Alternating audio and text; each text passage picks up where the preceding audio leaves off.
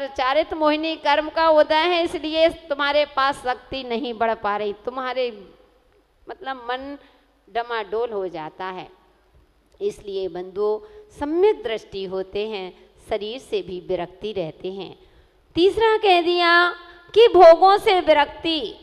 क्या जीवन में कितना भोगोगे, कितना खाओगे, लेकिन यह कभी तृप्त नहीं हो पाया। भोगों को इतना भोगा कि खुद को ही भोग बना डाला, साध और साधक का अंतर मैंने आज मिटा डाला। कि ये भगवान मैंने भोगों को इतना भोग गया कि भोगते भोगते भोगी बन गया, लेकिन कभी इस भोगों की तृप्ति नहीं हो पाई। इसलिए इन भोगों से क्या तृप्ति, जो मिल गया तो ठीक और नहीं मिला तो भी ठीक। इसलिए इन भोगों से विरक्ति करते हैं और अपने लक्षण को पहचानते हैं। ते माने वे मनुष्य शिव सुहम मोक्ष सुख को पत्ता यानी प्राप्त करते हैं। ऐसे मनुष्य ही शिव सुख की प्राप्ति कर सकते हैं। कौन? जो देव शास्त्र गुरु के सच्चे भक्त होते हैं। और कह दिया शरीर भोग और संसार से विरक्त रहते हैं, वे मनुष्य सच्चे सुख को प्राप्त एक ना एक दिन सच्चे सुख को प्राप्त कर लेते हैं। इसलिए समय भी आपका हो चुका है। आगे देखते हैं कल्याण भक्तांबर स्तोत्र कि आचार्य महाराज अब क्या कहना चाहते हैं। तो इसकी चर्चा यहीं तक, इसके आगे का विषय कल देखेंगे। धर्म स्नेही प्यारे प्यारे भव्यात्माओं, हम भगवान महावीर स्वामी के समोसरण में सभी लोग विराजमान हैं। हम उस जिनवाणी माँ का रसपान करके अपने जीवन को पावन और पवित्र बना रहे हैं। भव्यात्माओं, जिन्होंने हमें यह औषधि, यह जिनवाणी के रूप में जो हमें आज मिली है, हमारे हाथ में आई है, उन कुंद कुंद स्वामी को हम त्रय भक्ति पूर्वक नमोस्तु करते हैं। बंधुओं, यह जिनवाणी माँ जीवन को पावन और पवित्र करने का एक आधार है। जिनवाणी में जो लिखा है उसका जब हम रसपान करते हैं तो हमारा जीवन जो पतित हो रहा था वह पावन बन जाता है। हमारा जीवन जो नीचाइयों पर जा रहा है वह हमारा ऊंचाइयों पर जाने का एक आधार बन जाता है। किसके माध्यम से? एक जिनवाणी के माध्यम से। तो बंधुओं, हम उस जिनवाणी माँ का जितनी विनय करेंगे, उस जिनवाणी माँ की जितनी हम श्रद्धा रखेंगे, उतना ही हमारा जीवन ऊंचाइयों पर चला जाएगा, उतना ही हमारा जीवन एक उत्कर्ष की ओर बढ़ेगा। इसलिए भव्यात्माओं, चल रहा था हमारा विषय कि जो सम्यक दृष्टि जीव होते हैं, सम्यक दर्शन का अभी वर्णन चल रहा था। आचार्यों ने कहा है कि अगर तुम चारित्र से भ्रष्ट हो गए तो कुछ नहीं बिगड़ा, ज्ञान नहीं है तो कुछ नहीं बिगड़ा, और अगर श्रद्धा गिर गई, श्रद्धा नहीं है तो सब कुछ चला गया। अभी मेन विषय हमारा चल रहा है आस्था का, विश्वास का। तो आचार्य महाराज नौमी गाथा तक अपना वर्णन हम कर चुके थे, देखा था हमने। आज हम देख रहे हैं वह 10वीं गाथा में आचार्य महाराज सम्यक दर्शन सहित ब्रह्मचर्या मोक्ष का कारण बताते हैं कि सम्यक दर्शन के साथ अगर हम अपनी श्रद्धा, भक्ति, पूजन, अर्चना, दान जो भी करते हैं वह मोक्ष का कारण बनता है। और अगर श्रद्धा नहीं है तो वह संसार का कारण बनती है। तो यहाँ पर आचार्य महाराज समझा रहे हैं, दानम पूय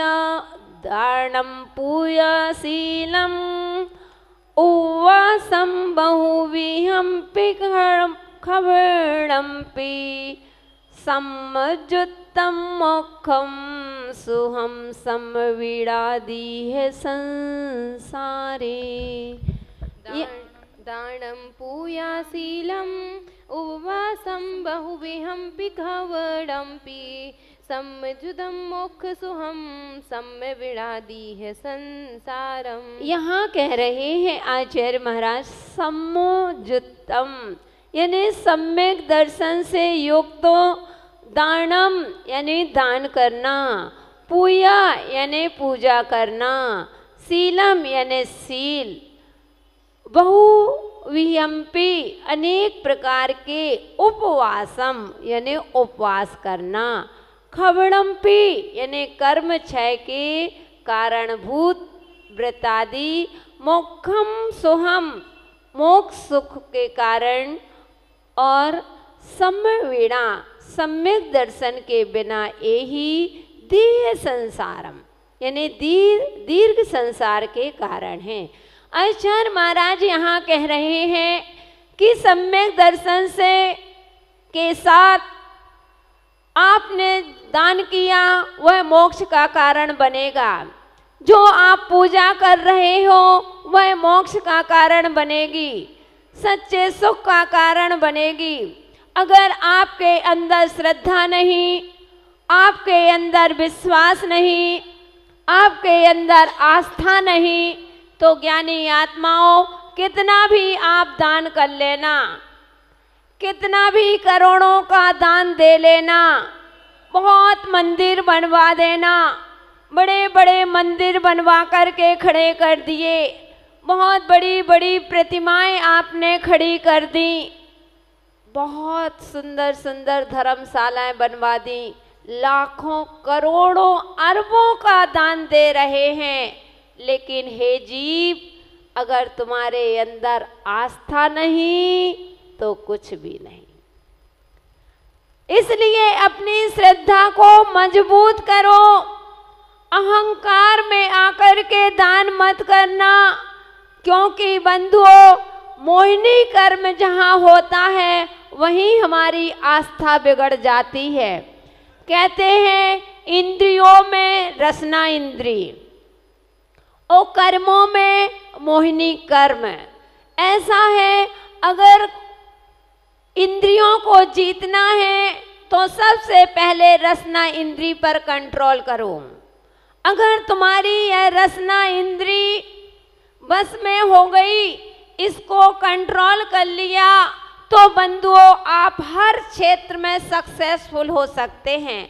मुझे याद है जब हम लोग दीक्षा लेने को जा रहे थे, छोटे छोटे थे, 20-21 साल की उम्र थी, और गुरु जी के पहले दीक्षार्थी थे हम लोग। 7 बहनों की उस समय दीक्षा थी।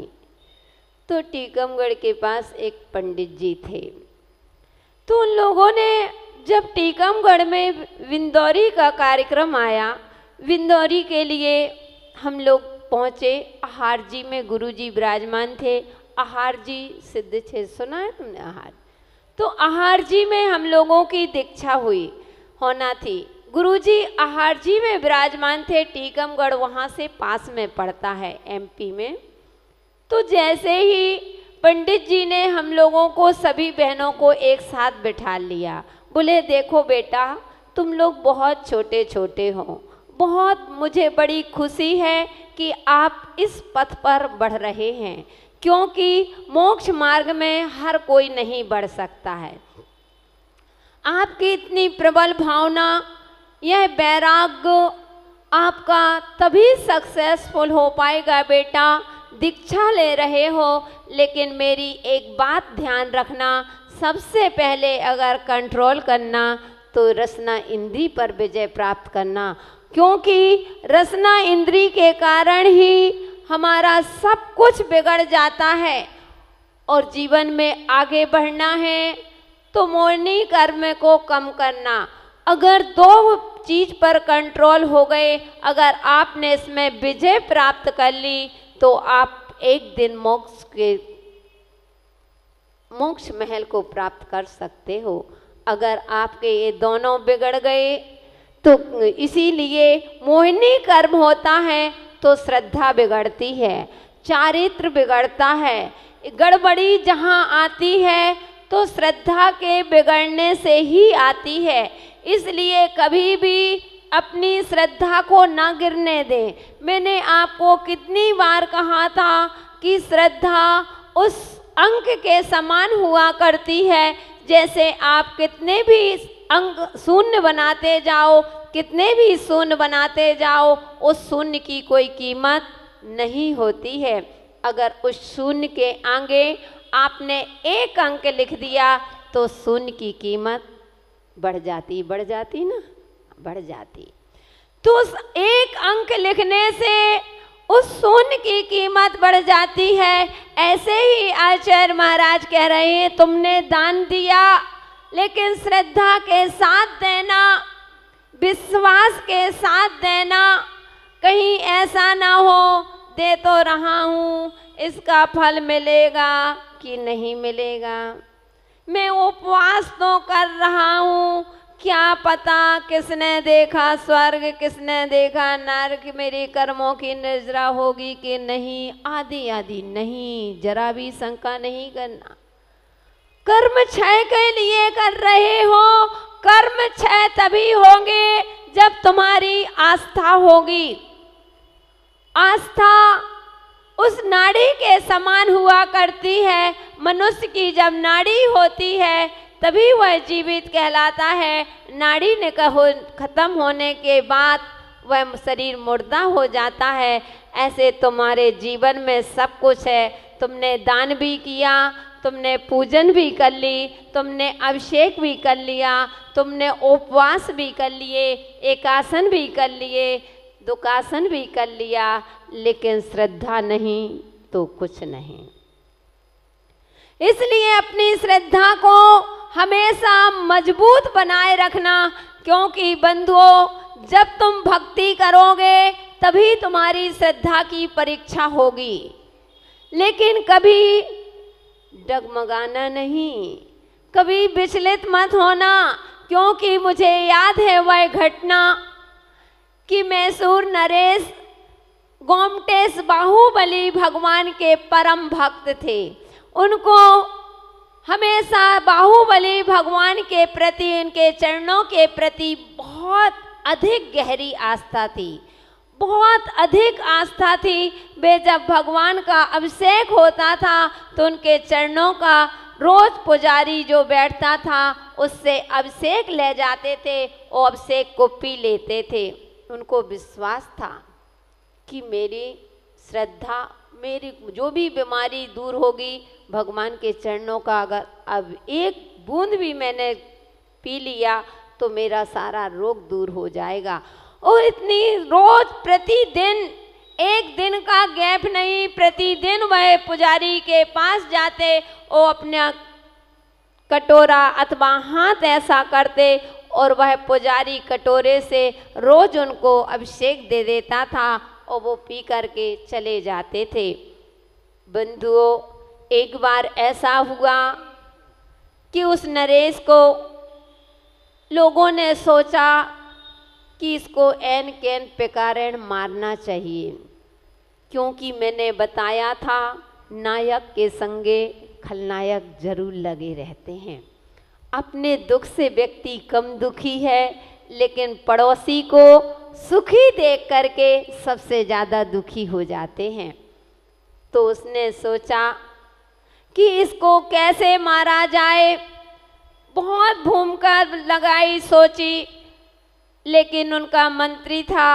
उसने कहा कि राजन, अगर तुमको नरेश को ही मारना है तो ऐसा करें।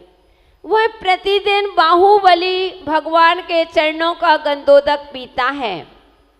गंधोदक समझ गए ना, अभिषेक, अभिषेक गंधोदक को पीता है।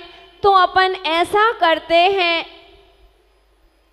कि उस पुजारी को कुछ लोभ दे करके अथवा पैसे दे करके उस गंधोदक में विष मिला देते हैं, जहर मिला देते हैं, और जैसे ही वह पिएगा उसकी लीला वह व्यक्ति सामने वाला बड़ा खुश हो गया, इससे बढ़कर किसी को पता भी नहीं चलेगा और जहर भी हो जाएगा और वह व्यक्ति भी, नरेश भी, यह खत्म हो जाएगा। बंधुओं, जैसे ही उसने आया, पुजारी को लोभ दिया, कुछ मोहरे दी, पैसा दिया, पैसा हर किसी को पाप करा देता है। जब पैसा आता है तो लोभ बढ़ जाता है और लोभ के कारण से बंधुओं व्यक्ति कुछ चाहे जो भी पाप हो उस पाप को करने में कभी हिचकिचाता नहीं है, वह हमेशा पाप कर लेता है। तो ऐसे ही उसने जैसे ही लोभ दिया, उसने जहर दिया, उसने पूरे अभिषेक में मिला दिया और थोड़ी देर बाद मैसूर नरेश पहुँचते हैं और पहुँचते हैं बोले कि हे पुजारी भाई मुझे अभिषेक दो। और जैसे ही वह अभिषेक के लिए हाथ ले गया, बंधु उस पुजारी के हाथ कांपने लगे और उसने हाथ पीछे कर लिया। वह बोला फिर दोबारा कि पुजारी भाई मुझे अभिषेक दो। फिर वह गया, हाथ आगे ले जाता है और पीछे खींच लेता है, उसके हाथ कांपने लगे। उसने कहा बात क्या हो गई पुजारी भाई, मैं रोज तुमसे अभिषेक लेता हूँ और रोज आप प्रतिदिन मुझे अभिषेक देने वाले और रोज आप मुझे इतने अच्छी तरह से देते थे, कभी आपके हाथ नहीं कांपते थे और एक बार में आप दे देते थे। आज मैं कितनी बार से मांग रहा हूँ और आप दे भी नहीं रहे हो और आपके हाथ भी कांप रहे हैं, कारण क्या है? मुझे अभिषेक दीजिए। बंधुओं, उसने कहा कि हे नरेश, हे मानव, मुझे क्षमा करें। बोले क्या बात है, किस बात की क्षमा? बोले मुझे क्षमा करें, रोज मैं तुमको भगवान के चरणों का गंधोदक देता था, अभिषेक देता था, लेकिन आज यह अभिषेक नहीं है, इसमें जहर मिला हुआ है। और उसने पूरी हिस्ट्री बता दी, पूरी कहानी बता दी। बंधुओं, आप होते क्या उस जगह पीते? क्या नहीं पीते। रूपचंद जी पीते क्या? नहीं पीते।